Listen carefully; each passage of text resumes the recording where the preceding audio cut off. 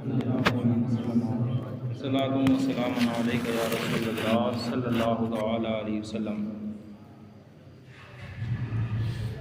नहमदुहु व नुसल्ली व नुसल्लिमु अला रसूलिहिल करीम, अम्मा बाद, फ़अऊज़ु बिल्लाहि मिनश शैतानिर रजीम, बिस्मिल्लाहिर रहमानिर रहीम। या अय्युहल्लज़ीना आमनू इज़ा क़ुमतुम इलस्सलाह फ़ग़सिलू वुजूहकुम व अयदियकुम इलल मराफ़िक़। सदक़ल्लाहुल मौलानाल अज़ीम व सदक़ रसूलुहुन नबीयुल मकीनुल करीम व नहनु अला ज़ालिका लमिनश शाहिदीना व शाकिरीन वल्हम्दुलिल्लाहि रब्बिल आलमीन। इससे कबल जो दर्स आप हज़रात ने समाअत फरमाया वो वज़ू के सुन्नतों के मुताल्लिक़ था कि वज़ू में सुन्नत क्या चीज़ है, क्या मतलब है इसका। इसका मतलब ये है कि हमारे आका रसूल खुदा सल्लल्लाहु तआला अलैहि वसल्लम जब वज़ू फरमाते थे तो किस तरह से वज़ू फरमाते थे, क्या कैफियत थी, कैसे वज़ू फरमाते थे। तो मैंने आप हज़रात को इससे पहले समझाया था। आज के दर्स में ये है कि कम से कम 3 मरतबा ये दाहिने हाथ पर और बाएं हाथ पर हाथ धो लिया 3 मरतबा, फिर उसके बाद कुल्ली करना। तो सीधे हाथ से, किससे? सीधे हाथ से, दाहिने हाथ से कुल्ली करना। कुल्ली का मतलब क्या होता है? हमारे यहाँ आम तौर से लोग तो यही समझते हैं कि मुंह में पानी डालकर और उगल देना, ऐसे तो लोग करते हैं। वज़ू खाने पे बैठते, मुंह में पानी डाला और उगल दिया। ये नहीं है कुल्ली। कुल्ली मुंह में पानी डालकर उगल देना, ये कुल्ली नहीं है। तो कुल्ली का मतलब क्या है? तो कुल्ली के जो अल्फाज हदीस पाक में है वो अल-मज़मज़तु, क्या है? यही तो है ना, अल-मज़मज़तु, मज़मज़ा। इसका उर्दू में माना है कुल्ली करना। अल-मज़मज़तु को माना क्या है? कुल्ली करना। अब आप हज़रात तो इसको नहीं जानते होंगे, मौलाना ज़ुबैर साहब जानते हैं कि जो किताब इन्होंने पढ़ी है नूरुल इज़ा, फ़िक़ह की किताब है, मसले मसाइल की, कुदूरी शरीफ, शरह विकाया, हिदाया, इन सब किताबों में यही है अल-मज़मज़तु सलासन वलो बिग़ुरफ़तिन वाहिदा। ये अरबी के अल्फाज है ना, है ज़हन में? यही है। क्या मतलब है? और 3 बार कुल्ली करना, अगरचे एक ही चुल्लू से। कैसे मौज़ूद साहब? एक ही चुल्लू से 3 बार कुल्ली करना हमारे यहाँ तो है नहीं है। इमाम शाफ़ई के यहाँ है कि एक कुल्ली अगर कोई लिया मुँह में तो उसी से 3 मरतबा कुल्ली कर सकता है, मगर हमारे यहाँ नहीं है। हमारे यहाँ एक मरतबा मुँह के किनारे ले जाओगे तो वो पानी मुस्तमल हो जाएगा, फिर दोबारा उसको नहीं इस्तेमाल कर सकते। अक्सर किताबों में फ़िक़ह की। अब देखो लोग ये कहते हैं कि क्या नाम है, बरेली शरीफ, बरेली शरीफ, बरेली शरीफ, आला हज़रत, आला हज़रत, आला हज़रत लोग कहते रहते हैं। कि क्यों लोग कहते हैं, क्यों लोग बोलते हैं, बरेली का नाम क्यों लेते हैं? तो मुसलमानों, ये जो मैं आपको बयान कर रहा हूँ ये कोई छोटी मोटी बात नहीं है। जो आलिम बनते हैं और आलिम बनने वाली किताबें, आलिम बनाने वाली किताबों में जो ख़ास तौर से ये किताबें पढ़ाई जाती फ़िक़ह की, इनमें जो ये बहुत सबसे फर्स्ट किताब जो है आलिम बनाने वाली अरबी में है, जो मसले मसाइल से, वो नूरुल इज़ा। अक्सर बेशतर अब ज़ाहिर बात है कि उलमा की सोबत, आपको उलमा जो बुज़ुर्गान दीन है, उलमा रब्बानीन की सोबत मिली हो, और ऐसे उलमा की जो बरेली शरीफ से मुंसलिक हों, और वो उलमा जो बरेली शरीफ से मुंसलिक हों और उन्होंने आला हज़रत की तारीख़ को पढ़ा हो, हुज़ूर मुफ्ती आज़म आलम की तारीख़ को पढ़ा हो, हुज़ूर हुज्जतुल इस्लाम की तारीख़ को पढ़ा, तो उनको समझ में आएगा कि हाँ है क्या हकीकत, क्यों लोग नाम लेते हैं। हम कहते हैं कोई तर्जमा करवा के देख लो, इसका तर्जमा यही लोग करेंगे, वल मज़मज़तु सलासन, और कुल्ली करना 3 मरतबा, वलो बेगुरफ़तिन वाहिदा, अगरचे एक ही चुल्लू से। आम तौर से लोग यही तर्जमा करते हैं मौलाना ज़ुबैर साहब, तवज्जो, आम तौर से यही लोग करते हैं, कोई वजाहत नहीं हो पाती। क्यों? इसलिए कि लफ्ज़ वही है, अल मज़मज़तु को माना कुल्ली करना और सलासन को माना 3 मरतबा। अब वलो बेगुरफ़तिन जो आ रहा है कि एक ही चुल्लू से 3 मरतबा कुल्ली करना, ये तशवीश की बाइस, मगर लोग तर्जमा करवा के वहाँ निकाल देते हैं। हमने भी वही पढ़ा है, हमने भी जब पढ़ा तो हमारे भी उस्ताद ने वही पढ़ाया, कुल्ली करना 3 मरतबा अगरचे एक ही चुल्लू से। मगर अब ये जहन में नहीं आ रहा है कि एक ही चुल्लू से 3 मरतबा कुल्ली कैसे करना। तो अल्हम्दुलिल्लाह हुजूर मुफ्ती आज़म ने बड़े अच्छे अंदाज में इसको समझाया है। सुभान अल्लाह। हुजूर मुफ्ती आज़म से लोगों ने पूछा कि हुजूर ये इबारत एक है अरबी की जिसका माना ये होता है कि कुल्ली करना 3 मरतबा अगरचे एक ही चुल्लू से, तो हुजूर इसका मतलब क्या है। तो हुजूर मुफ्ती आज़म आलम इरशाद फरमाते हैं कि अल मज़मज़तु का माना यह है कि मुँह में पानी डालकर हरकत देना। सुभान अल्लाह। अल मज़मज़तु का माना क्या है? मुँह में पानी डालकर हरकत देना। अब ये फरमाते हैं साहिब नूरुल इज़ा कि मुँह में जब पानी डाला जाए तो हरकत कितनी मरतबा दिया जाए? सलासन, 3 बार। तो कुल्ली का मतलब क्या हुआ कि मुँह में पानी डालकर मुँह में 3 बार हरकत दी जाए। अब एक चुल्लू से आपने पानी लिया और 3 मरतबा मुँह में पानी डालकर हरकत दी, तो नूरुल इज़ा के बाद आता है, वरना फिर हल नहीं हो सकती। तो मफ़हूम क्या हुआ कि कुल्ली का मतलब ये नहीं कि आप मुँह में पानी डालकर उगल दें, नहीं, आप चुल्लू भर पानी लें, मुँह में डालें और फिर मुँह में ताकत के साथ 3 मरतबा हरकत दें। कितनी मरतबा? 3 मरतबा हरकत दें। समझ में आया? इमाम अहले सुन्नत सैयदी सरकार आला हज़रत अज़ीमुल बरकत रज़ी अल्लाह तआला अन्हु इरशाद फरमाते हैं कि हरकत इस तरीके से देना है कि ये जो दांतों में जो सुराख होते हैं, जो बीच में हिस्सा जो खुला रहता है, वो दांतों की खिड़कियों में पानी, अल्लाह फरमाते हैं कि दांतों की खिड़कियों में पानी बह जाए। ये जो गाल है और दांत जो इसके बीच में हिस्सा होता है, फरमाते हैं कि ये गालों के बीच का हिस्सा जो है, दांतों की खिड़कियां और मुंह के हर पुर्जे में पानी बह जाए। तो कब बहेगा ये? जब आप मुंह में पानी डालकर और खूब ताकत से हरकत देंगे तब। अगर खाली से मुंह में पानी लिया और उगल लिए, तो इस तरीके से कुल्ली, इस चीज़ का नाम कुल्ली। ये सुनो बेटा, अच्छी तरीके से जहन में रखने की कोशिश करो। ये हर जगह आपको नहीं मिलेगी, ये भी लिख लो, आप ये लिख लो। और अगर ना हो तो प्रैक्टिकल के आप किसी प्रैक्टिकल के लिए आप पूछ लो किसी को मुँह लगा करके फ़ोन कि हाँ क्या मतलब है कुल्ली करने का, पूछ लेना कभी किसी से, ज़रूरत अगर आपको महसूस हो तो। मैं बड़ी बात नहीं बोलता हूँ। और अल्हम्दुलिल्लाह आला हज़रत का ग़ुलाम हूँ। किताबों से जो सीखने को मौका मिलता है वो फतावा रज़विया शरीफ ही से सीखने को मौका मिलता है। ये हमारे इमाम ने फरमाया। एक चीज़ और मैं आपको निशानदेही कर देता हूँ, इसको भी हो सकता है जहन में आ जाए आप लोगों के। आप लोग वज़ू करने के नहीं करते हैं, मैंने भी आपको सिखाया। चेहरा धोना क्या है? फ़र्ज़ है। चेहरा धोना क्या है?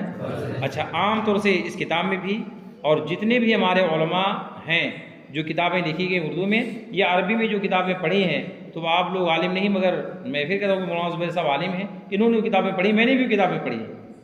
नूरुल इज़ा आपने भी पढ़ी, मैंने भी पढ़ी। खुदूरी शरीफ आपने भी पढ़ी, मैंने भी पढ़ी है।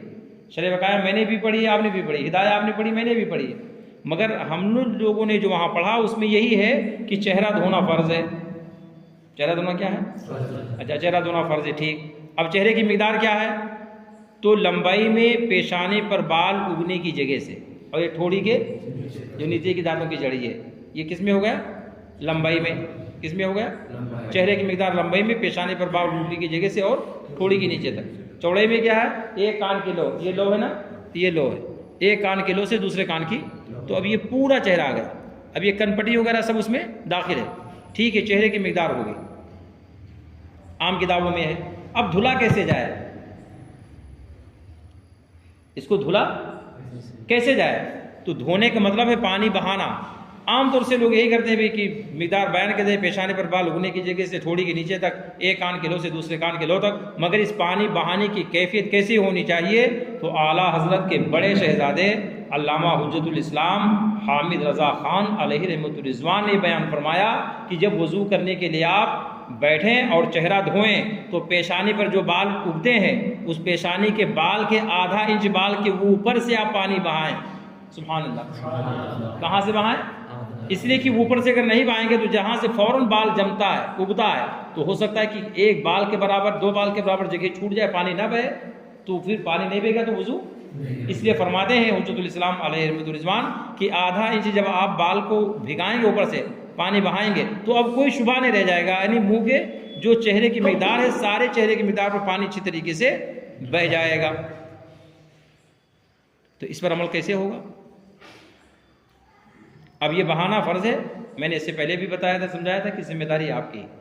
आपने जान लिया कि पानी बहाना, धोने का मतलब है कि पानी बहाना, एक दो कतरे बह जाना ये फ़र्ज़ है। खाली इसे पानी ले जा करके आप चपड़ लेंगे तो पानी फिर वज़ू नहीं होगा। याद रखें इसको, वज़ू बहुत अहम चीज़ है नमाज के लिए, जिसके बगैर नमाज नहीं होती है। चेहरे पर पानी बहाना फ़र्ज़ है। अब हमारे इमाम अहले सुन्नत के शहजादे ने तो बयान फरमा दिया कि भाई पेशानी पर बाल उगने की जगह जो है उसे आधा इंच ऊपर से आप पानी बहाएं तो पानी अच्छी तरीके से आपका चेहरा भीग जाएगा, बह जाएगा।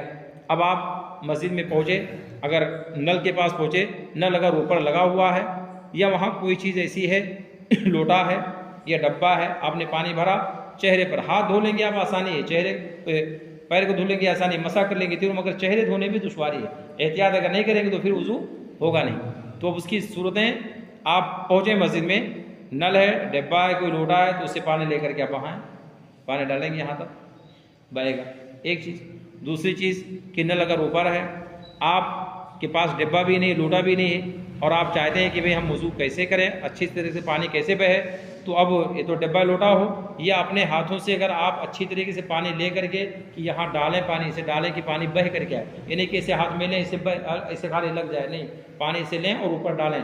अगर इस तरह से हाथ से कर सके तो हाथ से करो कि पानी बह जाए। अगर ये भी ना हो तो अगर नल ऊपर है तो चेहरे को नल के नीचे अपना रख करके आप आसानी से पानी बहा सकते हैं।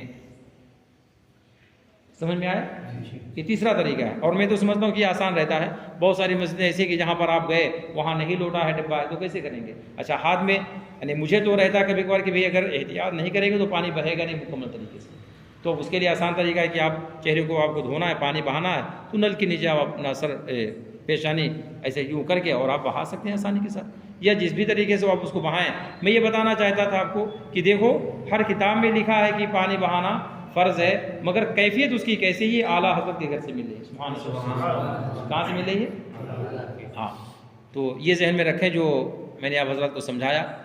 ये तो चेहरे को धोना, और दूसरी जो कुल्ली करना मैंने बताया, तो कुल्ली का मतलब क्या है?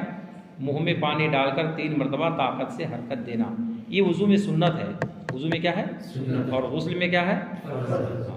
अब सोचो कि अगर आपने आदत अपनी नहीं बनाई और वही खाली मुंह में पानी डालकर उगल देने की आदत अगर है, तो गुस्ल कैसे होगा? फिर गुस्ल में यह है कि दांतों में अगर कहीं गोश्त फंस गया है और उसको नहीं निकाला तभी नहीं होगा। सुपारी अगर आप खा रहे हैं, दांतों में आपके अगर फंस गए, नहीं निकाला तो भी गुस्ल नहीं होगा। इसलिए उससे पहले आपको खिलाल कर लेना चाहिए। अगर आपको अंदेशा यह है कि भाई नहीं, कोई चीज़ नहीं हमारे दांतों में फंसी हुई है, तो आप बिलाशुबा पानी डालें। फिर वहाँ तो हल्क के किनारे तक पानी का पहुँचाना फ़र्ज़ है। किसमें? गुस्ल में। तो कैसे पहुँचाएंगे? इसलिए उलमा ने फरमाया कि भाई अगर आप रोज़ा ना हो तो अपना सर ऊपर करके और गराराब कर लें, ताकि कोई अंदेशा नहीं। देखो, अंदेशे की बात कि कोई एहतमाल ना रहे, कोई गुमान है कि पता नहीं हल्क के किनारे पानी पहुँचा कि नहीं पहुँचा, पहुँचा कि नहीं पहुँचा। तो फरमाते भाई रोज़ा अगर ना हो तो सीधा पानी मुँह में डालें, ऊपर सर करके गरारा कर लें, तो उसके अंदर सारे अंदेशे ख़त्म हो जाएंगे। और अगर रोज़े से हैं तो अब आपको एहतियात ये करना है कि अगर एक कतरा पानी कहीं हल्क से नीचे गलती से उतर गया तो फिर आपको रोज़ा टूट जाएगा। तो अब आपको एहतियात करना है कि पानी मुंह में डालकर हमको हरकत देना है, ताकि मुंह के हर पुर्जे, हर हिस्से, दांतों की खिड़कियों में पानी बह जाए। ये होगा किसका मतलब? कुल्ली करना। तो कुल्ली किससे करेंगे? दाहिने हाथ से। आप मुंह में पानी डालकर 1 मरतबा डालें और 3 मरतबा उसको ताकत से हरकत दें, फिर पानी आप उगल दें। फिर दूसरा चुल्लू लें, फिर डालें, फिर 3 मरतबा कर दें, फिर आप उसको उगल दें, फिर तीसरी मरतबा चुल्लू लें तो 3 मरतबा कुल्ली करना ना, 3 चुल्लू लेंगे आप, तो आपका ये सुन्नत अदा हो जाएगी। और ये किसकी सुन्नत है? हुजूर की सुन्नत है। फिर दूसरा क्या है? नाक में पानी चढ़ाना। नाक में, तो नाक में पानी कहाँ तक चढ़ाना सुन्नत है? नरम हड्डी तक। अब नाक की नरम हड्डी तक पानी चढ़ाना ये सुन्नत है, इसको कैसे अदा करेंगे? यहाँ भी एहतियात चाहिए। ये नहीं कि खाली पानी लिए नाक से लगाए बस। और कुछ लोग तो एक ही चूल्हे में 3 मरतबा यूँ कर लेते हैं। इसे आप लोगों ने देखा कि नहीं देखा कभी कि 1 मरतबा लेंगे और इससे 3 मरतबा लगा लेंगे, नाक ये हिस्सा लग जाता है। बस एहतियात ये है, गौर करने की इसमें ज़रूरत है कि नाक में पानी चढ़ाना है, नाक पे पानी लगाना नहीं है। किताबों में क्या है? चढ़ाना, और लगाने में फ़र्क है। चढ़ाने लगाने में तो लगाना नहीं फरमाया है, मगर लोग अमल किस पर करते हैं? लगाने पर। अच्छा, ये अमल ऐसा है कि यानी ज़माने से लोग कर रहे हैं। कैसे कर रहे हैं? हाँ, आज अगर टोका जाए तो जो बूढ़े हजरात रहते हैं बेचारे, वो बहुत जल्दी खपा हो जाते हैं, नाराज़ हो जाएंगे। भाई हम तो ज़माने से इसे करते आ रहे, मौलाना आज नए नए मसाइल लेकर के आ रहे, नया नया मसला मौलाना निकाले, तो क्या इससे पहले जो लोग वज़ू करते थे उनका वज़ू नहीं होता था क्या? यानी वो अपनी इस्लाह के बजाय वो बेचारे कहाँ पहुँच जाएंगे? पीछे पहुँच जाएंगे उन पर कि क्या उनकी नमाज नहीं होती थी, उनका वज़ू नहीं होता था। भाई ठीक है, आपको अपनी फ़िक्र होनी चाहिए, उन लोगों ने कैसे किया कैसे नहीं किया वो उनकी ज़िम्मेदारी है। आपको अगर ये मसला मालूम हुआ और आपने सुना तो मौलाना से हवाला, मौलाना कहाँ से आप बोल रहे हो, किस किताब से आप हमको समझा रहे हो, किसने इसको लिखा है? तो अब अगर मौलाना बता दे देखो फलां किताब में लिखा हुआ है, मैं अपनी तरफ से नहीं बोलता, ये बाहर शरीयत है, कानूनी शरीयत है, इसमें लिखा हुआ है, फतावा रज़विया शरीफ है, इसमें लिखा हुआ है, तो अब हम और आपको क्या चाहिए कि उस पर हम अमल करें। अब उसको हल्के में ना लें।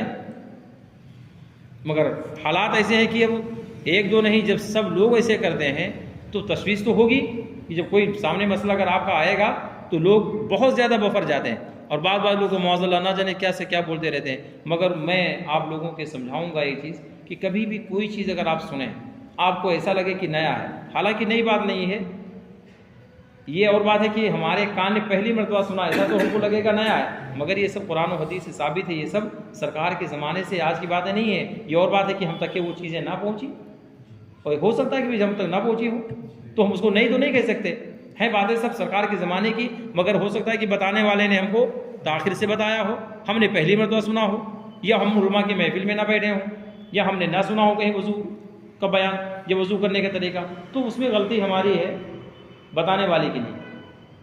ठीक, तो ये ना कहना कि हाँ कभी कोई कहे कि नहीं मौलाना ऐसा कैसे बोल रहे हो, ये तो मैंने बहुत पहले सुना था।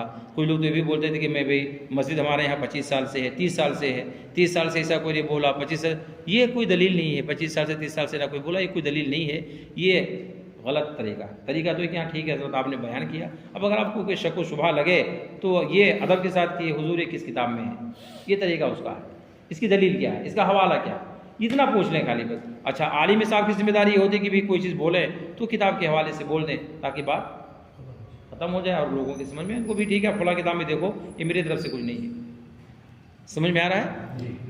तो ये तरीका होना चाहिए, इस पर अमल करना चाहिए। अब नाक में पानी चढ़ाना और लगाना दोनों में डिफरेंस आपको समझ में आ रहा है, लगाना अलग है और चढ़ाना अलग है। हदीस से पाक में जो हुक्म है वो पानी चढ़ाने का हुक्म है, और कहाँ नाक की, अच्छा चढ़ाना का मतलब क्या है, ताकत होती है, चढ़ाने में ताकत लगती है और उसके अंदर एहसास होता है, एहतियात होता है और जानकारी होती है, ऐसे नहीं चढ़ जाता। चढ़ाना नीचे से ऊपर को बोलते हैं, नीचे से ऊपर जो उसको बोलते हैं क्या है। अब ये मेराज की रात भी, मेराज का माना ही होता है नीचे से ऊपर जाना, असरा का माना होता है रात में सैर करना, इसलिए अल्लाह पाक ने फरमाया सुबहानल्लज़ी असरा, पाक ज़ात जो अपने बंदे को ले गए रातों रातों कहाँ, ज़मीनी, तो ज़मीनी सफ़र को बोलते हैं असरा, और जो नीचे से ऊपर जाते हैं उसको बोलते हैं मेराज। ये उरूज से, इसका माना होता है बुलंदी, इर्तिका। तो वहाँ भी मेराज में सरकार चढ़ करके गए थे आसमान पर, समझ में आया। तो चढ़ने में ताकत की ज़रूरत पड़ती है, तवज्जो की ज़रूरत पड़ती है, तब होता है। ऐसे जैसे आपको छत पे चढ़ना है तो यह तो अल्लाह के वली आप होंगे कि खुद से चढ़ जाएंगे, या तो बगैर जीने के बगैर सीढ़ी के आपका चढ़ना कि होगा, तो उसमें आपका यानी तवज्जो उसमें है कि नहीं कि हमको चढ़ना है ऊपर, है ना, ध्यान भी है ताकत भी है। तो ऐसे पानी के चढ़ाने में भी आपको पानी नीचे से चढ़ाना है। नाक हमारे जो है अल्लाह पाक ने उसको ऐसे बनाया कि जब हम सर नीचे करेंगे तो नाक हमारी नीचे रहेगी और सुराख हमारे ऊपर रहेंगे। तो अब ऊपर जो है तो जाहिर बात है कि पानी हमको ऊपर कैसे लगाना है, चढ़ाना है। तो उलमा फरमाते पानी ऐसे चढ़ाया जाए कि आप चुल्लू में पानी लें, नाक के करीब ले जाएं, फिर सांस आप लें आहिस्ता, तेज़ी से भी नहीं कि दिमाग में न चढ़ जाए पानी, नुकसान होगा। तो आप आहिस्ता पानी नाक के ज़रिए, सांस के ज़रिए खींचे, कहाँ तक? नर्म हड्डी तक। जब नर्म हड्डी तक पानी पहुंच जाए तो आप सांस को रोक दें।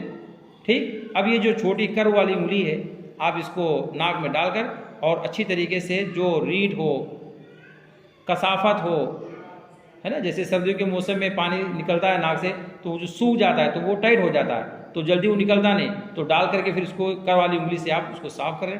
फिर एक सुराख को बंद करें और तेज़ी से थोड़ा सांस बाहर करें, फिर इस सुराख को बंद करें, इसको बाहर करें, तो जो कसाफत है वो सब निकल जाएगी। फिर आप दूसरी मरतबा पानी चढ़ाएं, तीसरी मरतबा चढ़ाएं। अल्हम्दुलिल्लाह, हुजूर की सुन्नत पे अमल हो रहा है। सुभान अल्लाह। किसी सुन्नत पे अमल हो रहा है? अगर नाक पे खाली पानी लगा रहे तो किसी की सुन्नत पे अमल नहीं हो रहा है।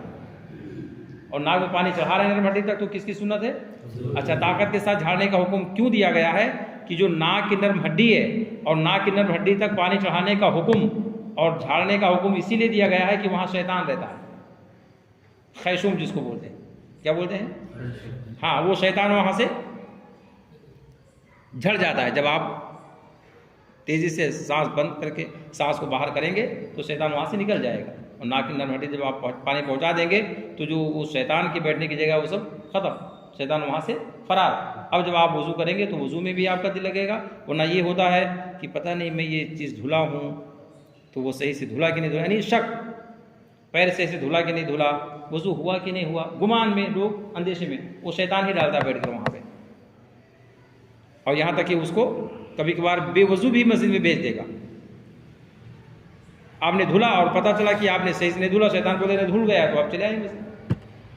ठीक, तो पानी कैसे चढ़ाएंगे नाक में? चुल्लू में पानी लेकर नाक के करीब लेकर सांस को ऊपर।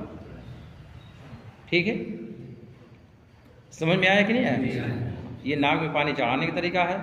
फिर कुल्ली करने का तरीका भी मैंने आपको बता दिया, चेहरे धोने का तरीका भी मैंने आपको बता दिया। और ये सब चीज़ें क्या हैं? तवज्जो वाली हैं कि आप तवज्जो देंगे तब आपका वज़ू होगा सही तौर से, और हुजूर की सुन्नत पे अमल होगा। किसकी सुन्नत पे? हाँ, अल्लाह पाक हम और आपको सबको अमल की तौफीक अता फरमाए और हक़ बात कबूल करने की तौफीक अता फरमाए। एक जगह मैं ऐसे इत्तिफाक से गया तो चूँकि इन्हीं उलमा को नहीं, आवाम को समझाने की ज़रूरत मेरी रहती है। जैसे मान लीजिए हमारे हज़रत समझे समझाएँ, कोई ज़रूरत नहीं, मगर जैसे हमारे बहुत सारे भाई हैं कि वज़ू करते हैं मगर उनको नहीं पता है ना, कोई गलत तो नहीं कर रहा हूँ, कभी होता भी जैसे कुल्ली हम करते हैं मगर कुल्ली का क्या मतलब है हम नहीं जानते, नाक में पानी चढ़ाना मगर कैसे चढ़ाना है हम इसको नहीं जानते। तो अब कभी कभार ख्वाहिश होती कि हम बता दें। तो अब बहुत सारे उलमा वहाँ बैठे हुए थे, एक महफिल थी, प्रोग्राम था, इत्तिफाक से इन्हें अवाम नास अच्छी तादाद में, मैंने सोचा कि कम से कम कुछ कर दूँ। ये बेसिक चीज़ें हैं इनकी ज़िंदगी के लिए, रोज़मर्रा की चीज़ें। इंसान नमाज फ़र्ज़ है रोज़ाना, वज़ू उसके लिए ज़रूरी, रोज़ाना की कभी कभी वज़ू ज़रूरी है। जब नमाज़ पढ़ेंगे तो वज़ू ज़रूरी कि नहीं ज़रूरी है रोज़ाना। मैंने बयान किया तो बाद में गया तो साहब कहने की हज़रत तो ये कह रहे थे कि भाई हज़रत आ रहे हैं मिसबाह साहब, तो क्या उनके प्रोग्राम में जाओ तो वज़ू का तरीका हमको सिखाते हैं उलमा। तो आप लोग ऐसा मत समझना कि आपके फ़ायदे के लिए, और मेरी ये दिली तमन्ना रहती है। और अल्हम्दुलिल्लाह हमारे जो उलमा अहले सुन्नत वल जमात के जो मुक़्तदर उलमा गुज़रे हैं उनकी नज़रें इन सारी चीज़ों पे बहुत अच्छे तरीके से रहती थी। जैसे मैंने बहुत सारे मतलब मैंने आपको बोला भी, जैसे हुज़ूर बदर मिल्लत हैं, हुज़ूर खलीफा साहब क़िबला अलैहि रहमह, हुज़ूर शोएबुल औलिया अलैहि रहमह, बहुत बड़े अल्लाह के वली है, हुज़ूर मुफ्ती आज़म आलम है। इन लोगों की शान ये रहती थी, मेरे पीर मुर्शद की ये जहाँ जाते थे तो अल्हम्दुलिल्लाह वो देखते थे अपने मुरीदों की वज़ू कैसे कर रहे हैं, नमाज कैसे पढ़ रहे हैं। खाली ये नहीं कि गए जलसे में काम ख़त्म हो गया, तो बाकायदा तवज्जो देते थे। अगर नहीं मालूम था तो उनको मालूम करके बताते कि देखो ऐसे करना है, ऐसे वज़ू करना है, ऐसे आपको हाथ धोना है, ऐसे चेहरा धोना है, ऐसे आपको नमाज़ पढ़ना है। अल्हम्दुलिल्लाह उनके अंदर दर्द था कि ये हमारे भाई हैं, हमारे मुरीद हैं, हमारी कौम है, हुजूर की उम्मत है, इनकी नमाज अगर नहीं होगी, इनका वज़ू अगर नहीं होगा तो बेचारे गुनहगार होंगे। तो उलमा की ज़िम्मेदारी होती थी कि वो समझाते थे। तो उसके पेश नज़र मैं अल्हम्दुलिल्लाह जब कहीं जाता हूँ तो ख्वाहिश रहती है कि यहाँ तो वज़ू का बयान चल रहा है, इसका बयान चल रहा है, तो ये और ज़रूरी था कि आप हज़रात के जहन में बात आ जाए। और हाथों का धोना ये भी क्या है वज़ू में फ़र्ज़ है, उंगलियों के सिरे से और कोहनियों तक ये धोना क्या है। अब इसके धोने की कैफियत क्या होनी चाहिए कि एक मरतबा जब आप पानी डाल लें तो खूब अच्छी तरीके से ये जहाँ से हाथ उंगली फोल्ड होती हैं, ठंडा के मौसम में ये टाइट होता है, इस पर आप इस तरह से करके हाथ को रगड़ लें पानी डाल के। ये अच्छी तरीके से पानी डाल करके आप मलाएं हाथ को एकदम, जैसे तेल वगैरह चपड़ाते कि नहीं, ऐसे पानी डालकर आपको अच्छे तरीके से इसको मलाएं। फिर आप 3 मरतबा पानी बहाएं इसको। अच्छा, पानी बहाने की कैफियत क्या होनी चाहिए कि यानी अब हमारे यहाँ क्या होता है कि लोग यानी इस तरीके से पानी हाथ में लेंगे और यूँ छोड़ देंगे, पानी लेंगे और इसे छोड़ देंगे। तो अब इसको पानी हुक्म किया कि नहीं, उंगलियों के सिरे से और कोहनियों तो पानी बहना चाहिए। तो बहेगा पानी पूरा नहीं, ऐसे बहेगा पूरा नहीं, मुश्किल नहीं बहेगा। आला हज़रत इमाम अहले सुन्नत से लोगों ने सवाल किया कि हुजूर हाथ कैसे धोना चाहिए, वज़ू की कैफियत क्या होनी चाहिए, तो हज़रत ने बयान फरमाया और लिखा कि इसको उसको हुजूर मुफ्ती आज़म आलम ने लिखा, आला हज़रत के छोटे शहज़ादे। उस किताब का नाम मलफूज शरीफ है। क्या नाम है? उस मलफूज शरीफ के अंदर बाकायदा मौजूद है कि हुजूर मुफ्ती आज़म आलम ने जो लिखा, आला फरमाते कि इस तरीके से जो लोग हमारे मुसलमान भाई जो वज़ू करते वक्त चुल्लू में पानी लेकर के और 3 मरतबा यूँ करके छोड़ देते हैं, ये तरीका गलत है। ये तरीका क्या है? गलत है। फरमाते सही तरीका ये है कि पानी की धार उंगलियों के सिरे से और कोहनियों तक पानी की धार बहती हुई आनी चाहिए। तो किसको पानी की धार बोलते हैं? पहले ज़माने में जो नल वगैरह का इतना एहतमाम नहीं होता था तो लोग लोटा रखते थे जिसमें टोटी लगी रहती थी, वो देखेगी नहीं क्या बदना, टोटी वाले जी, हाँ बदना, तो उससे वज़ू करते थे, उसमें टोटी लगी रहती थी, वो भरते थे उसको यूँ लाते थे छोड़ते हुए, ऐसे ये तरीका था वज़ू करने का। अब चूँकि नल हो गया तो उसमें लोग आसानी समझते हैं कि वज़ू उनका हो जाता है सही से, और आसानी है भी, ज़ाहिर बदलने से उसमें आसानी है, मगर तरीका गलत है। जो इस तरह से किया जाता है उसमें नल अगर आपको लगा हुआ है तो नल लगा तो अपने हाथ को इसे ले जाइए बाकायदा यहाँ तक नल के पास 3 मरतबा, फिर यहाँ से ले जाइए। अच्छा, ले जाना इधर से, कुछ लोग इधर से ले जाते हैं, ये नहीं, कुरान के खिलाफ होगा ये। अल्लाह पाक इरशाद फरमाता है फ़ग़सिलू वजूहकुम व अयदियकुम इलल मराफ़िक़। तो इला का जो लफ्ज़ है ये बताता है कि कहाँ तक होना चाहिए। तो इला ये अरबी का लफ्ज़, इसका माना उर्दू में होता है तक। जैसे मैंने आपसे कहा कि आप यहाँ से इमाम साहब के रूम तक जाइए, तो कहाँ से जाएंगे? उधर से कि इधर से?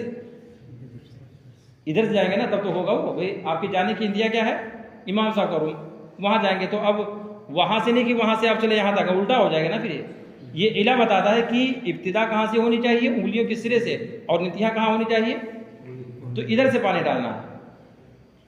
इधर से, इधर से नहीं कि चलो इधर से डाल दो, इधर से। ऐसे कुछ लोग नल डालेंगे ऐसे खींच लेंगे हाथ, वो भी तरीका क्या है, गलत है। सुन्नत तरीका ये है कुरान और हदीस के मुताबिक कि आप उंगलियों के सिरे से पानी डालें और कोहनी तक आप बहाएं। तो मैंने पहले बताया कि आप पानी डाल करके खूब अच्छी तरीके से रगड़ लें और फिर उसके बाद में आप नल के नीचे हाथ ले जाकर यूँ ले करके जाएं। अच्छा, ये भी है कि अगर ऐसे किसी ने बंद रखा, इसलिए कि ये उंगलियों की करवट है, ये क्या है, इस पर भी पानी का बहना फ़र्ज़ है। ये घाइयाँ हैं, घाई तो बोलते रहे इसको, इस पर भी पानी का बहना क्या है, फ़र्ज़ है। अब अगर किसी ने ऐसे कर लिया कि ऐसे पानी बहाया, तो अभी ये करवटों पे पानी बहा, घाइयों पे पानी बहा, छूट जाएगा ना ये, तो फिर वज़ू नहीं होगा। तो हज़रत अगर समझ लो कोहनी समय तभी जैसे जो आप बता रहे हैं, जी ठीक है, तो ये किसी ने अगर समझ लो धो लिया, अब आदत है धोते हैं 3 मरतबा कोहनी समय बाहर, मतलब 3 मरतबा धोना है जी। अगर वो बहा रहा है यहाँ से लेके यहाँ तक, चारों तरफ बह रहा है पानी जी, तो होगा कि नहीं होगा? अब चारों तरफ बह रहा है तो कोई शक ही नहीं उसमें, तो पानी बह जाना ये क्या है, ज़रूर फ़र्ज़ है। अच्छा, उसकी मिकदार क्या फरमाइश है वक़ाया वगैरह में, बार शरीफ में कि कम से कम जिस चीज़ को धोया जाए कम से कम 2 कतरे पानी, 2-3 कतरे पानी से गिर जाए।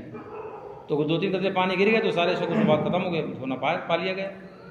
मगर उसमें ये भी समझा रहा था कि जैसे कभी कभी होता है कि हमारे भाई जैसे पानी बहाना है ऐसे जमा कर लिए उंगलियों को, तो अब ये करवटों में पानी नहीं बहेगा, घाइयों में पानी नहीं बहेगा, तो फिर वज़ू हाँ खोल के। तो उसका तरीका है कि जब पहले जब गट्टों तक हाथ हो उसी पर धो ले खोल करके और अच्छे से पानी ऐसे, तो उसका तरीका यूँ कि आप यूँ हाथ रखें, नल के नीचे ले जाना है तो ऐसे हाथ रखें, तो इस पर भी पानी गिरेगा तो करवट भी बहेगा, इस पर गिरेगा तो बह जाएगा पूरा, घाइयों में सब बह जाएगा। अभी जब बह करके आप जब ले जाएँ तो उंगलियों के सिरे से यहाँ तक ले जाएँ तो कोई शुबा ही नहीं रह जाएगा। अल्हम्दुलिल्लाह, और हुजूर के सुन्नत के मुताबिक वज़ू होगा। आज तो नल है यहाँ, ये पहले ज़माने में बताओ हुजूर मुफ्ती आज़म हुजूर बदर मिल्लत अल्लाह रब्बुल रिज़वान वगैरह जब वज़ू करते तो 2-2 3-3 डिब्बे से ही सब पानी लगते थे। कितने बदने 2-2 3-3 बदने पानी लगते थे।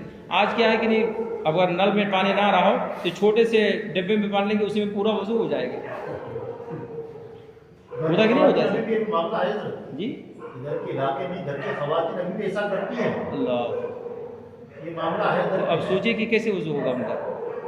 अच्छा, इसमें मर्द औरतें सब बराबर हैं, और औरतों को और भी एक चीज़, उनके नाक में जो नथनी रहती है उसमें उनको और एहतियात है कि नाक की नथनी अगर ढीली है कि पानी पहुंच सकता है तो ठीक है, कोई बात नहीं, वरना तो फिर हरकत दे करके पानी पहुंचाना पड़ेगा, फ़र्ज़ है। ऐसे अंगूठी जो हज़रात पहनते हैं, अंगूठी अगर उनकी तंग है तो फिर उसको हरकत देना उन पर वाजिब है, पानी पहुंचाना उसमें भी। और अगर ढीली की पानी पहुंच जाता है तो कोई ज़रूरी नहीं, आराम से हो जाएगा। और अगर टाइट है, तंग है, तो हरकत दे करके पानी पहुंचाना वहाँ अंगूठे को नीचे भी क्या है, ज़रूरी है। तो जिस डब्बे से हम लोग पानी ले रहे इस्तेमाल कर रहे वजू के लिए, ठीक है, सवाल है, मतलब बच्चे क्वेश्चन नहीं कर रहे, मैं बस बता रहा हूं। जो डब्बे से हम लोग पानी इस्तेमाल करते हैं वजू के लिए जी, वजू का पानी अगर उसी डब्बे में गिरता है वजू करते समय तो अभी वजू हुआ या नहीं हुआ? माय मुस्तमल हो जाएगा। फिर जो हमारे आज़ा से वज़ू या गुस्ल में पानी जो टपके, तो वज़ू में ख़ास तौर से जो पानी टपकता है वो माय मुस्तमल कहलाता है। क्या कहलाता है? और माय मुस्तमल के बारे में बहुत सारे इख्तिलाफ़ात हैं, मगर हमारे इमाम सैयदना इमाम आज़म अबू हनीफ़ा रज़ी अल्लाह तआला अन्हु के नज़दीक ये है कि माय मुस्तमल पाक है, मगर पाक करने वाला नहीं है। माय मुस्तमल कब होता है? जब पानी टपक कर नीचे गिरता है तब। बदन पे तो माय मुस्तमल नहीं है वो, और जैसे पानी नीचे टपका तो माय मुस्तमल हो गया। क्या हो गया वो? यानी इस्तेमाल किया हुआ पानी। कौन सा पानी? तो अब वो पाक है, मगर पाक करने वाला। अब अगर उससे कोई चाहे कि हमें दोबारा वज़ू कर ले तो वज़ू, अब उसका हुक्म यह है कि भाई जिस डिब्बे में आप पानी लेकर के वज़ू कर रहे थे, उस डिब्बे में अगर पानी माय मुस्तमल से ज़्यादा है तो हुक्म ये होगा कि पाक है। फिर वो भी पानी जो माय मुतलक था, जो पाक पानी अलग से रखा था, पानी हमारा टपका तो उसके अंदर गया ना, तो टपकने वाला पानी कम है और वो ज़्यादा है तो फिर वज़ू हो जाएगा। और अगर वो कम है, ये ज़्यादा है और ज़्यादा उस पर टपक रहा है तो फिर उससे वज़ू करना दुरुस्त नहीं होगा। इसलिए एहतियात, इसलिए तो उलमा ने फरमाया, हदीस शरीफ में क्या फरमाया गया कि आप जब वज़ू कर लो तो वज़ू करने के बाद में आप पानी थोड़ा सा पोंछ लो, थोड़ा सा, कि मस्जिद में पानी के कतरात ना टपकें मस्जिद में। हाँ, कुछ इलाके में पानी लेके वज़ू में हाथ डाल कर वज़ू करते, वो फिर नहीं जाएगा, माय मुस्तमल होगा। फिर हाथ डाल दिया आप। मुझे तो बात बताया शुरू में, हमारे घर के खवातीन में भी जो मामला है ना, जो आपने बताया आपने, एक डब्बे से पूरा वज़ू हो जाता जी जी, वो भी घर के खवातीन में चलता। अब उनको बोले समझाए, अरे भाई पानी नुकसान खराब कराना है, कहीं कुछ ज़्यादा फेंकने का, उसका भी हिसाब देना पड़ता आपने। वो भी ना सुबह पानी भाई ज़रूरत से ज़्यादा खर्च करेंगे तो हिसाब देना जो पड़ेगा। वज़ू के लिए पानी दिया ना, एक डब्बिया, हाँ। वही पानी अगर समझ लो दूसरा डब्बे से अगर एक नहीं हो पा रहा है तो बोले देना एक ही डब्बे से, तो बोल बताए उनको, अरे भाई एक पानी से हिसाब से वज़ू ऐसा उस तरह नहीं करना चाहिए वज़ू। तो उन्होंने बोलते अरे बोले पानी कम खर्च करना, उसका भी हिसाब देने का मरने के बाद। हाँ, तो पानी कम करने मतलब कि सुन्नत ही ना अदा हो, फर्ज ही ना अदा हो। लेकिन वज़ू भी काम होता है। हाँ, उसे यही बोलेगा भाई पानी खर्च करने बिला शुबह हिसाब देना पड़ेगा, मगर कब? जब आप ज़्यादा खर्च करेंगे तब। और सुन्नत के दायरे में जितना पानी खर्च होगा वो ज़ायद है ही नहीं। हुजूर की सुन्नत के दायरे में जो पानी खर्च होगा वो ज़ायद है ही नहीं। चाहे 2-3 लोटा से इंसान वज़ू करे, सुन्नत अदा कर रहा है तो फिर वो ज़ायद। हाँ, अगर उससे अलावा अगर कर रहा है तो हुजूर खर्ची होगा, बिला शुबह इसका जवाब देना पड़ेगा अल्लाह पाक में। जैसे यहीं वज़ू करने के लिए आप बैठे तो कुछ लोग क्या होता है कि वज़ू खोल दिए, नल खोल दिए, अब वो नाक में पानी चढ़ा रहे हैं तो भी खुला हुआ है, कुल्ली करें मुँह में डाल के पानी खुला। आप मुँह में पानी डाल कर नल बंद कर दो, कुल्ली करो आराम से, और नाक में पानी चढ़ाए बंद कर दो एक हाथ से, आप नाक में पानी चढ़ाओ। ये नहीं कि आप पूरा खोल करके, कभी कभार होता है कि नहीं सर का मसा करना रहता है, नल खुला रहता है, पानी लेकर सर का मसा करें और नल खुला हुआ, नहीं, पानी हाथ में ले, एक हाथ में ले, नल को बंद कर दें, फिर दोनों हाथ से पानी लगा कर आप सर का मसा करें। नहीं, बहुत सारी चीज़ें हैं, अभी बड़ी तफसील में जाएंगे। जो माय मुस्तमल का मसला है बहुत अहम है। हमारे इमाम आज़म अबू हनीफ़ा रज़ी अल्लाह तआला अन्हु से 3 रिवायतें हैं इसके बारे में। एक जगह फरमाते हैं कि ना हराम है, क्या फरमाते हैं? एक जगह फरमाते हैं कि मकरूह है, एक जगह फरमाते हैं मकरूह तंज़ीही है। तो क्यों ऐसा फरमाया? एक ही आदमी 3 बातें उसी के ताल्लुक से। माय मुस्तमल एक ही है ना, माय मुस्तमल एक ही तो है। आज़ाए वज़ू से जो पानी के कतरात टपकें वो क्या है? माय मुस्तमल। एक ही है।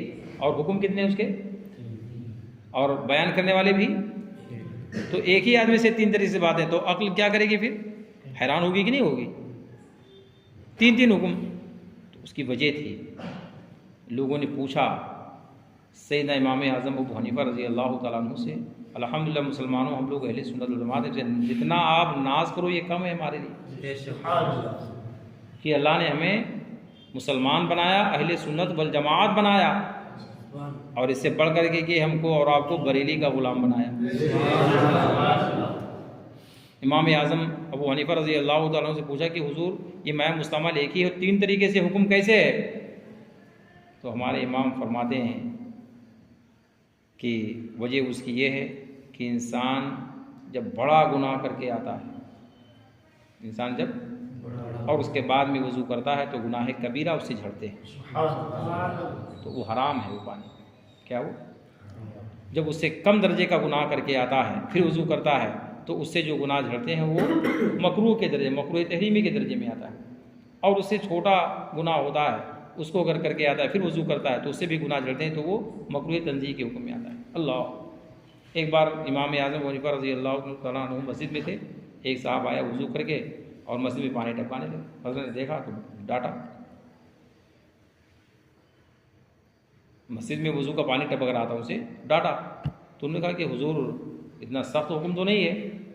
फरमाया नादान, तो गुनाह कबीरा करके आया है और जो तेरे आज़ाए वज़ू से पानी टपक रहा है ये हराम है। अल्लाह। हज़रत ने उस गुनाह का भी जिक्र फरमा दिया। आप सोचो ज़रा कि हम लोग अहले सुन्नत वल जमात हैं और ये अक़ीदा हमारे इमाम अहले सुन्नत आला हज़रत अज़ीमुल बरकत ने अता फरमाया है। रसूलुल्लाह सल्लल्लाहु अलैहि वसल्लम के ग़ुलाम के ग़ुलाम हैं आप। उनकी शान ये है कि जो पानी हमारे बदन से जुदा होकर के गिरता है उस पानी को देख करके पहचान लेते थे कि कौन सा गुनाह करके आया हुआ है। अल्लाहु अकबर।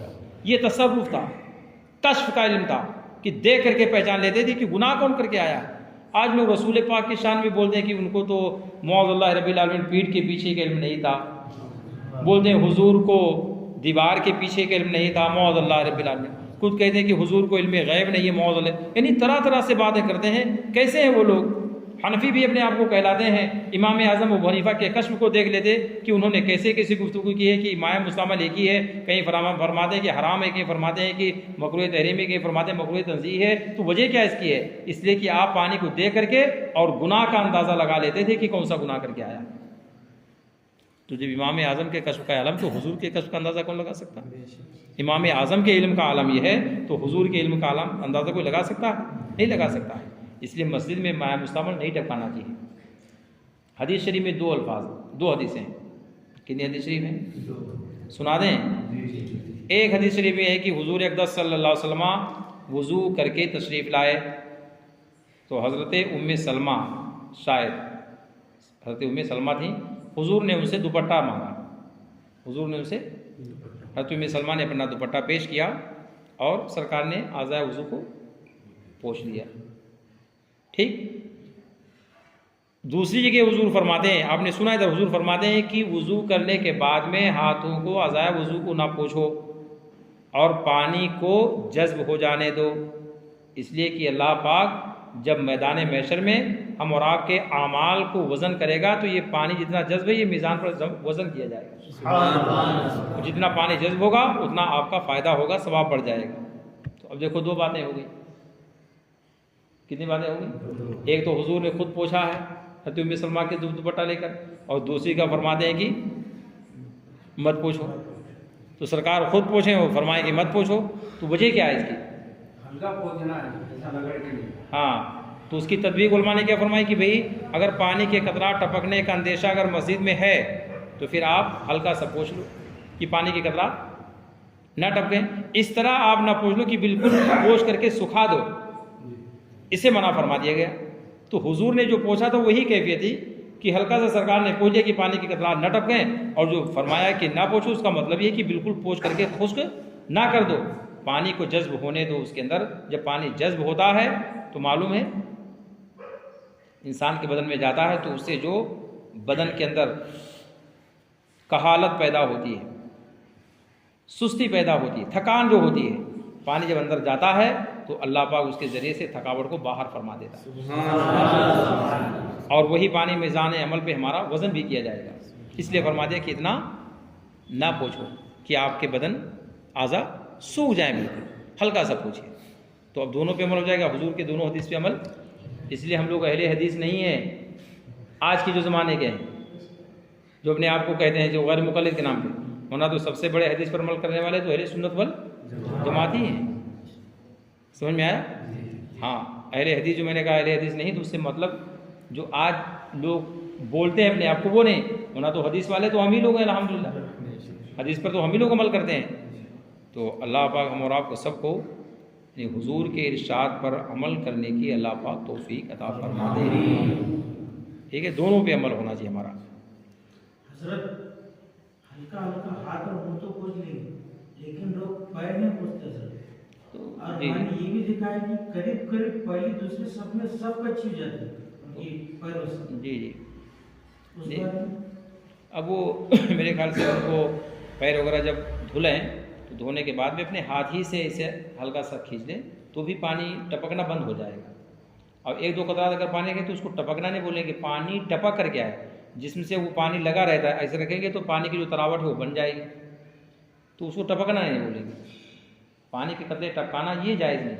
अब पानी अगर हाथ में लगा हुआ है तो हाथ में चूँकि तो है नहीं, पैर में पानी लगा हुआ, जब पैर रखेंगे तो निशान तो बनेगा ही, निशान उसका बनेगा।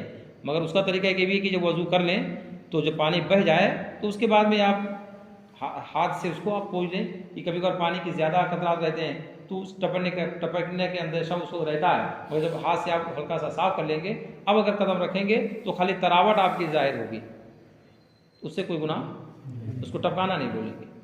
ठीक है, ऐसे दाढ़ी में जिन हजरात को दाढ़ी, तो दाढ़ी में चाहे पानी जब बहेगा तो कभी कभार आते हैं मस्जिद में तो कतरा टपक जाते हैं मस्जिद से, तो अब इस पर गुनाह नहीं है। इसलिए कि आपने जब दाढ़ी शरीफ को अपने अच्छी तरीके से झाड़ लिया, इस तरह से करके दाढ़ी को आप झाड़ लें दाढ़ी शरीफ को, फिर उसके बाद में कपड़े से हल्का सा आप दाढ़ी को अपने पोंछ लें कि पानी की कतरा सूख जाए। अब अगर अंदर से पानी टपक जाता है तो उसको टपकाना नहीं कहेंगे, इसलिए कि वो हमारे बस की बात नहीं है, वो हमारे बस की बात, इसलिए कि इतना अंदर हम जाकर के किस चीज़ से उसको सुखाएंगे।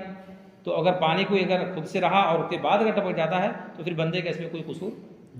हाँ, और ऐसा भी नहीं कि दाढ़ी शरीफ है, आपने वज़ू किया और पानी दाढ़ी से आपके टपक रहे हैं और आप ऐसे मस्जिद में चले आ रहे हैं, तो ये टपकाना तो पाया ही जाएगा। इसका हुक्म है कि आप दाढ़ी को इससे झाड़ें इसे अच्छे से, और उसके बाद में फिर आप पोंछ करके आओ आए, झाड़ लेंगे तो काफ़ी हो जाता है। अगर अच्छी तरह से आप दाढ़ी शरीफ को हाथ लगा के झाड़ करके आ जाएँ तो भी पानी की कतरात टपकने बंद हो जाते हैं। ठीक है, अब एक चीज़ इसमें थी कि मिसवाक करने के बारे में, कि मिसवाक शरीफ की बड़ी फजीलत है। तो मिसवाक किसकी होनी चाहिए? फरमाते हैं कि मिसवाक ये जैतून की हो या नीम वगैरह की हो, कड़वी लकड़ी की हो, मेवे की या खुशबूदार फल की ना हो। तो हमारे यहाँ जैतून तो बहुत कम, मगर नीम मिल जाते हैं, तो इससे भी सुन्नत की अदायगी हो जाएगी। अभी मिसवाक फरमाते हैं कि दांतों में मिसवाक करे और हर मरतबा मिसवाक को धो ले, ये भी सुन्नत है मिसवाक के लिए। और मिसवाक ना बहुत नरम हो ना बहुत कड़क, नरम हो, तो उसको दांतों से इसलिए नरम किया जाता है ताकि आपके मसूड़ों को नुकसान। हाँ, और एक चीज़ और रखो कि दांत मिसवाक करने से दांत मजबूत हो जाते हैं। दांत क्या हो जाते हैं? हाँ, हुजूर फरमाते हैं कि मिसवाक ये दो चीज़ें हैं, एक तो आपके दांत को मजबूत करती है और दूसरी चीज़ की ये अल्लाह ताला की खुशी का सबब होता है। ये मिसवाक जो बंदा करता है अल्लाह पाक उससे खुश होता है।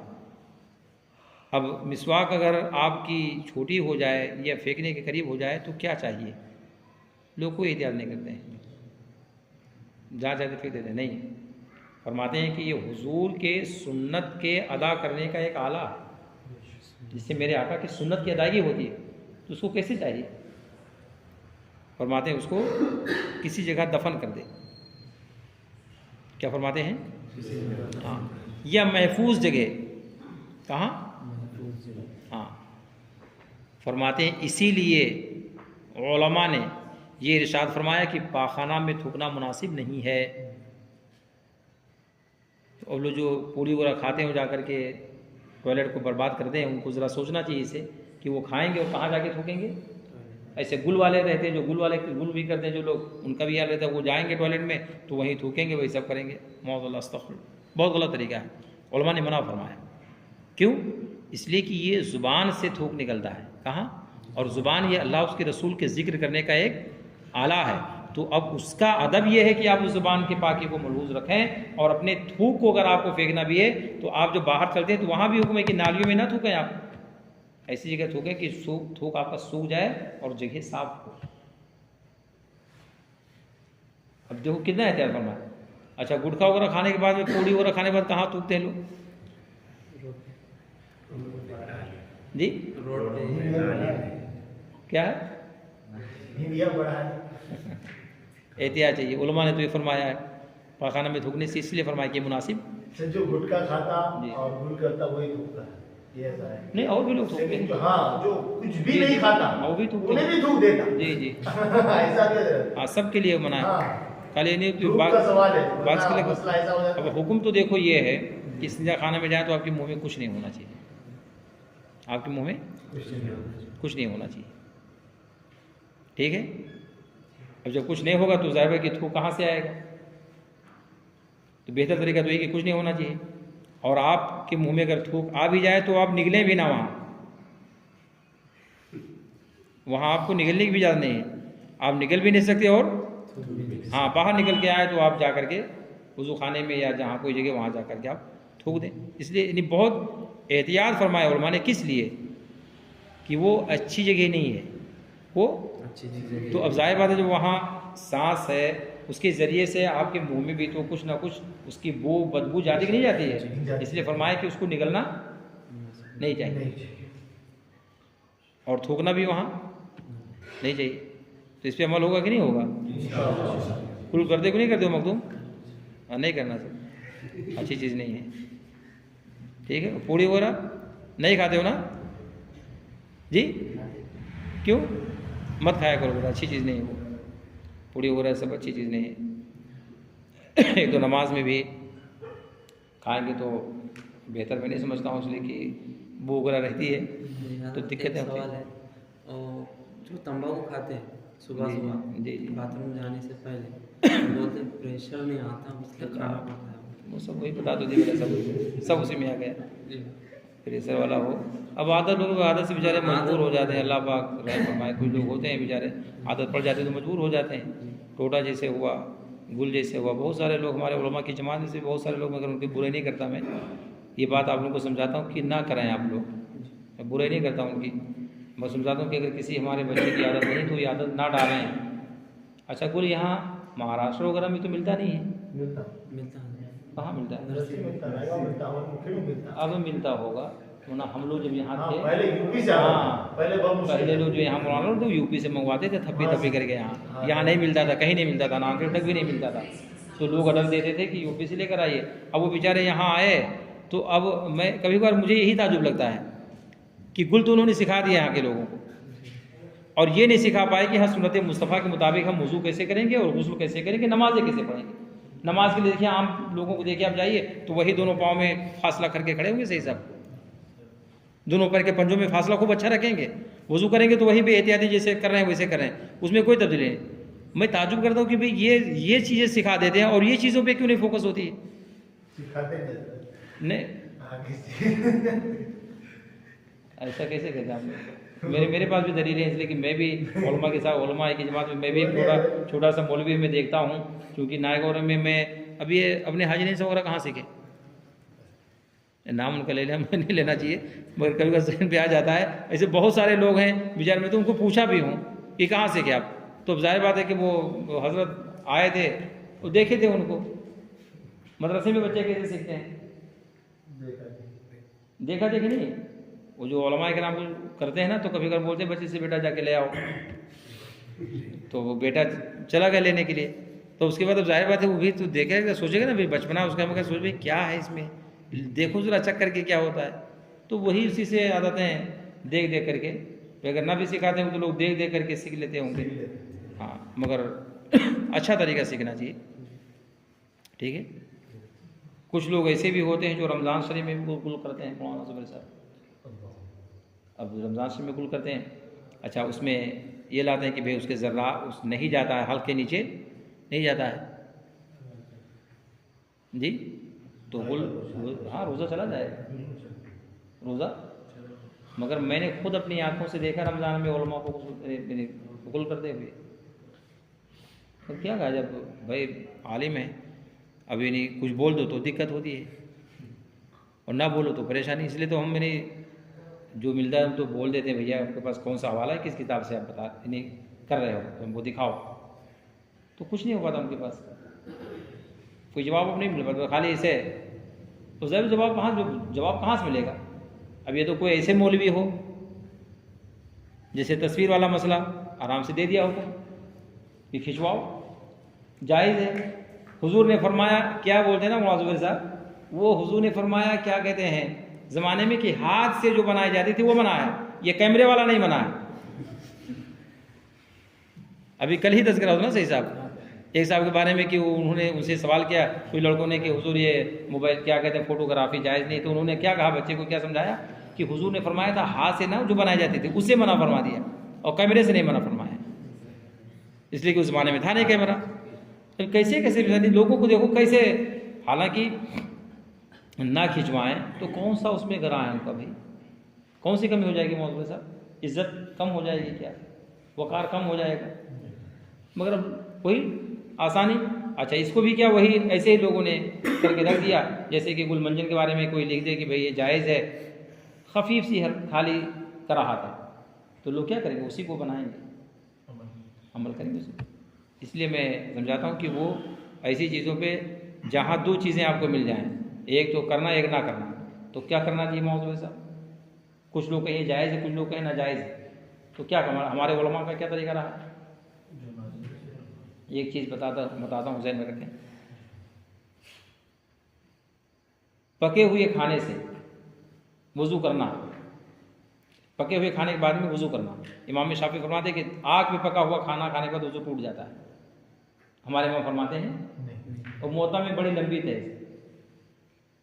मिमा मसती नाक अल वज़ू बिमा मसती नाक, उससे वज़ू करना जिसको आग ने छुआ हो, जो आग पर पकाया गया हो उसको अगर आप इस्तेमाल करते हैं तो उसके बाद वज़ू टूट जाएगा। फरमाते हैं, हमारे इमाम फरमाते हैं कि नहीं टूटेगा। तो अब एक इमाम फरमाते टूट जाएगा, फरमाते हैं तो फरमाते हैं एहतियातन कि उलमा के इख्तलाफ से बचने के लिए आप वज़ू कर लें तो बेहतर है, ठीक है। जैसे कि इस बात पे, अब सर्दी का मौसम, आदमी ठंडा पानी तो नहा नहीं सकता, अब गर्म करना है या तो गैस पे या तो चूल्हे पे, ना तो पुराने जमाने में गीजर था, अब किसी सबके घरों में गीजर है, तो आप तो छुएगा ही पानी, फिर गुस्ल भी जरूरी नहीं, फिर गुस्ल भी नहीं होगा। ये वो अलग मसला है, उसको ना रखिए ज़हन में। यानी मैं ये इमामी हमारे इमाम के नज़दीक नहीं है, ये मेरे इमाम के नज़दीक नहीं है। जिस जो चीज़ आग से पकी हो उसको खाने के बाद में वज़ू नहीं टूटता है हमारे इमाम के नज़दीक, ठीक। तो ये भी एक अलग चीज़, जैसे एक इमाम है उनके नज़दीक फरमाया कि भाई उससे वज़ू कर लेना चाहिए। देखिए हुजूर ने वज़ू किया है, मगर हुजूर ने जो वज़ू किया तो उससे मुराद ये है कि वज़ू लुग़वी वज़ू मतलब क्या, कुल्ली कर लेना, हो गया वज़ू। वज़ू के माना है कुल्ली कर लेना, तो अब कोई चीज़ खाए कुल्ली कर ले वज़ू हो गया, तो हुजूर ने ऐसे फरमाया। मगर उन्होंने जब वज़ू का लफ्ज़ सुना तो ये समझा कि नहीं, हुजूर ने वैसे वज़ू किया जैसे नमाज के लिए किया, तो उन्होंने कहते हैं इससे नमाज फिर वज़ू टूट जाएगा, मगर ऐसा नहीं। हमारे इमाम फरमाते जहाँ हुजूर ने आग से पकी हुई चीज़ खाई तो उससे मुराद वज़ू जो हुजूर ने किया तो उससे मुराद है कुल्ली हुजूर ने किया। और ये सब करते हैं, जब खाना खाते तो कुल्ली कौन नहीं करता है, खाना खाने में हर कोई करता है, हो गया वज़ू समझिए। तो वज़ू लुग़वी है, वज़ू इस्तिलाही नहीं मुराद है जो हम लोग नमाज के लिए करते हैं। यानी मैं समझा रहा था कि जैसे जहाँ दो चीज़ें जमा हो जाएँ तो उलमा के इख्तिलाफ से बचने के लिए बेहतर है कि भाई उसको अमल ही बचें उससे। जहाँ हलाल और हराम दोनों चीज़ें बचें वहाँ कुछ और फरमाते हैं कि जायज़ है, कुछ फरमाते नाजायज़ है, तो सीधा अमल करें कि हमको करना ही नहीं, हमको तो बच जाएगा ना, उससे हम बच जाएंगे। अब उसमें ये चीज़ें निकाल कर शिक लेकर के आना कि भाई ये फ़लाँ ने कहा जायज़ है, फ़लाँ ने कहा नाजायज़ है। जैसे झींगा, झींगा मछली, तो झींगे के खाने के बारे में आला हज़रत अज़ीमुल बरकत से लोगों ने सवाल किया इसका खाना क्या है, तो इसमें उलमा का इख्तिलाफ है। कुछ लोगों ने कहा हराम है, कुछ लोगों ने कहा जायज़ है। खेकड़ा वो तो हराम है, खेकड़ा मुसलमान जी नहीं वो जान वो हाँ तो खेकड़ा अलग है सर जी हाँ तो नहीं जायज़ वो खेकड़ा खाना नहीं जायज़, ठीक है वो जानवर की किस्म से है, नहीं जायज़ वो। तो मैं तो ताजुब की बात सुन रहा हूँ।